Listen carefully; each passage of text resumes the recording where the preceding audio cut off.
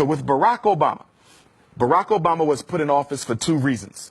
One was domestic, one was international. Every president of America is given a domestic mandate and an international mandate. Barack Obama's international mandate was to make Africa and its resources safe again for Western exploitation, in particular through the AFRICOM program of putting United States military bases within African soil, geographically located close to places with high levels of mineral reserve.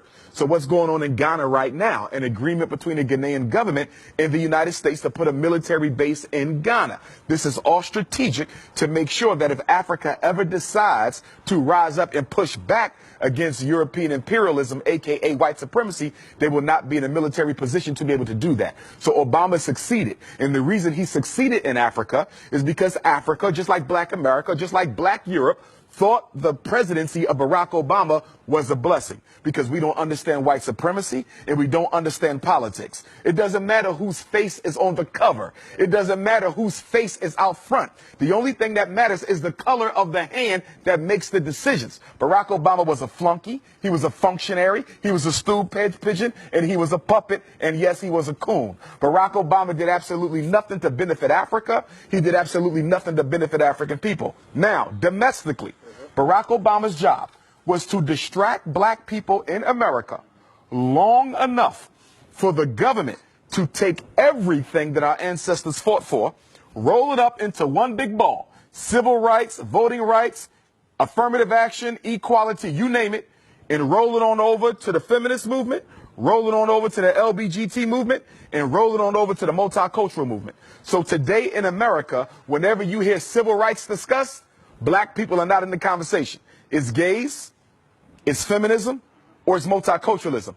They use Barack Obama to take everything black people fought for and give it to people who have never fought for black people. What do you know about the situation of black people in France?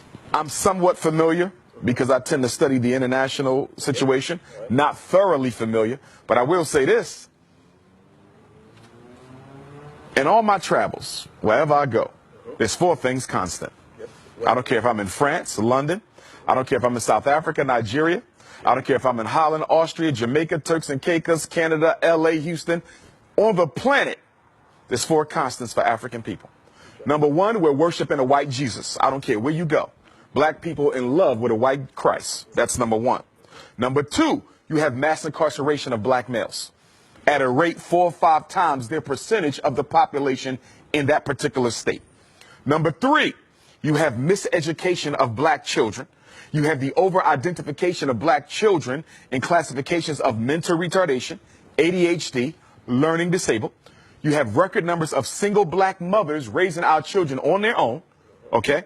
And then on top of that, you also have a black economy, which is totally dominated by people who do not look like us. I don't care where you go on the planet, black people are not in control of their economy. Your rice, your bread, your milk, your sneakers, your hats, your clothing, your transportation, your electronics, everything you buy is being sold to you by somebody who don't look like you, but more importantly, don't care about you. What would be the solutions? Because, you know, this is a statement, but now what could be the solutions?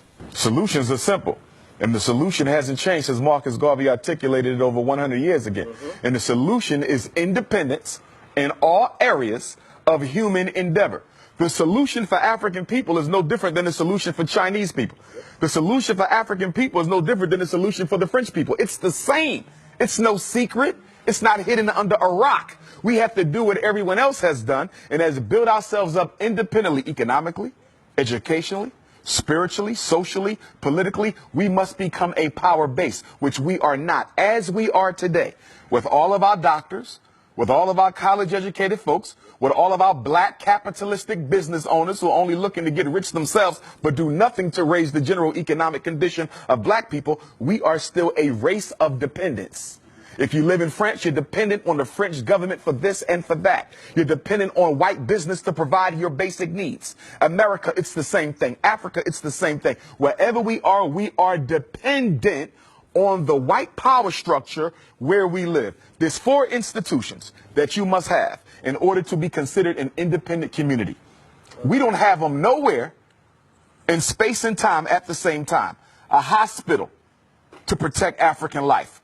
a supermarket, okay, for nutrition to preserve African life, education to prepare the next generation of African children for the role that they must play in the freedom struggle, and number 4, a bank to finance the building of infrastructure and institutions and organizations and programs where we live. You cannot find those 4 things totally owned by African people anywhere on the face of the earth, but we will call ourselves free. There's 2 types of freedom. There's a F-R-E-E-D-O-M, and there's an F-R-E-E-D-U-M-B. White people have the freedom. We have the freedom because we're too politically uneducated to recognize that it doesn't matter if you can drive a Mercedes. It doesn't matter if you can live in a white suburb. It doesn't matter if your black child can go to a white school. At the end of the day, what do you control? What do you own? What do you produce? What do you distribute? Marcus Garvey said, a race without power and authority is a race without respect. A race that doesn't respect itself automatically forfeits the respect of other people. So you say, where did we begin? 2 things. Education and economics. It's going to be hard to break the psychological chains of slavery as long as just about everyone in this room went to a white school to get their education, a white public school to get that education. And what is the function of public education? Whether it's UK, France, Austria, Germany, USA, it doesn't matter. The purpose of education for African children in a European context is to teach the African child that you are second place, and that is where you will always stay. And the only way you can rise above it is if we give you permission to rise above it. The education system's job is to make sure black children never come to believe that they have a right to replace the white boy being in control. That was the next question I was going to ask you, because, you know, when we speak about African Americans, do you think that African Americans are truly and deeply aware of their African roots? Well, I don't think that's a question just for African Americans. I think that's a question for Africans anywhere. Yeah, of course, but I'm speaking about this because you are from the United States, so of course. Right, but I want to Pan-Africanize the question, though. Okay, all right. Because whether you're dealing with France, whether you're dealing with UK, whether you're dealing with Black America, okay? So globally, yeah. Globally, it's no different. Canada, it's no different. So do you think that Afro descendants are really aware of their African roots? I think that we are aware of the roots, but we are in denial of the roots. Okay? This is why black women spend billions of dollars on perm, weave, blonde hair, green eyes, blue eyes. This is why educated black men, I don't care if they live in Paris, I don't care if they're in Austria, Holland, UK, Canada, US, or South Africa. Educated black men marry outside of their race more than the men of any other race put together because you hate yourself. And the reason why we do this is we actually think we can convince white people if we act white enough to accept us, because we don't understand white supremacy and we don't understand eugenics. Eugenics is the science of exterminating the African DNA.